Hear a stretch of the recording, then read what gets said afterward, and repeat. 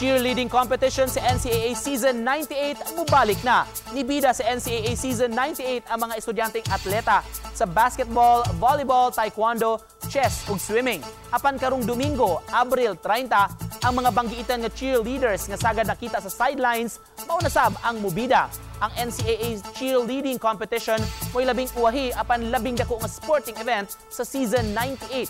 Magtigi sa abilidad ang mga pep squads sa napo ka NCAA member schools sa historic Rizal Memorial Coliseum.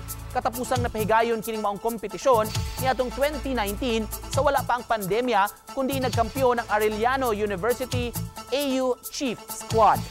Ako naman kasi yung palaging proud sa kanila eh. Kahit iba na yung magpe-perform ngayon kumpara dati sa nag-perform yung mga nakaraang titles namin, lagi ko naman mina-mindset na still champion pa rin kayo.